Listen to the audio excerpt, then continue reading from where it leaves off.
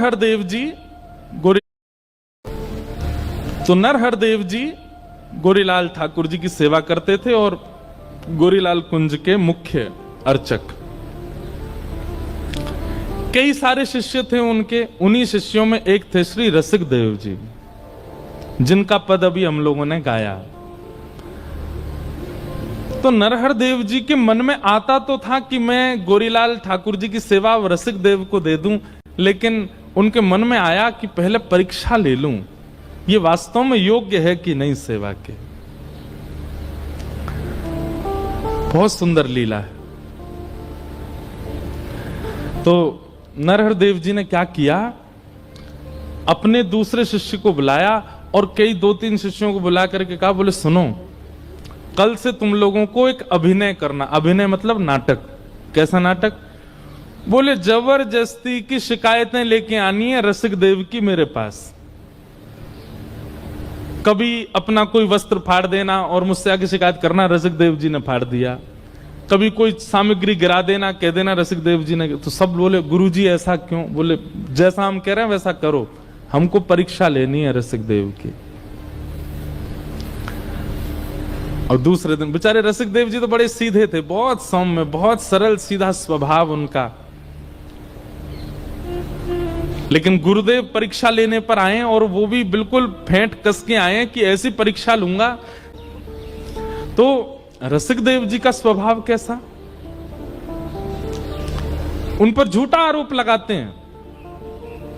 गुरुदेव देखिए ये ऐसा करता है। रसिक देव जी बोले गलती से हो गया होगा। किया नहीं है रसिक देव जी ने, लेकिन कह रहे हैं ये कह रहा है तो सत्य ही होगा, कर दिया होगा मैंने।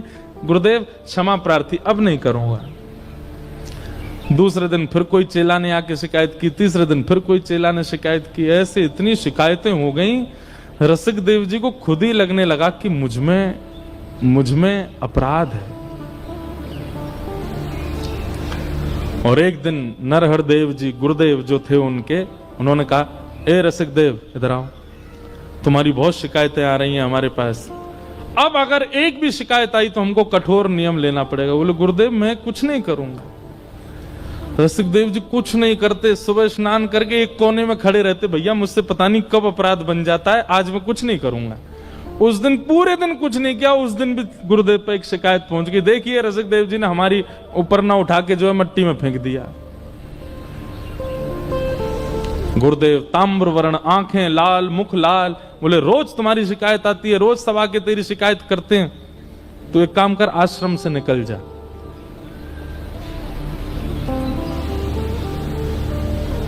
रसिक देव जी हाथ पैर कांप रहे हैं, रो रहे हैं। बोले गुरुदेव मैंने अपराध किया, उसका मुझे दंड आप आश्रम में ही दे दीजिए, लेकिन मुझे दूर मत कीजिए, मैं आपको देखे बगैर रह नहीं पाऊंगा।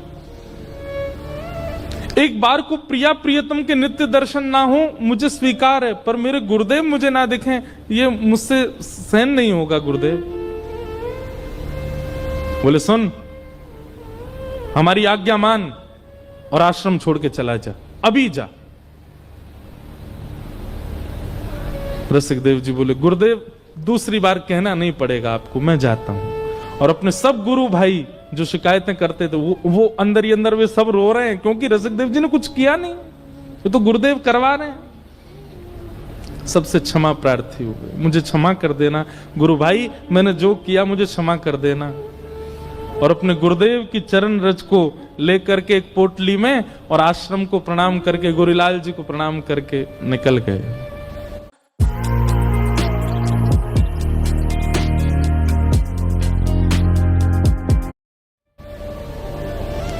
और यमुना तट पर जाकर के इतना रोए, इतना विरह व्याकुल,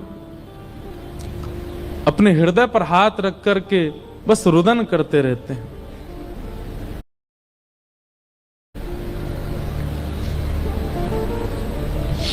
एक दिन, 2 दिन, 3 दिन बीत गए, भोजन अन्न जल कुछ ग्रहण नहीं किया।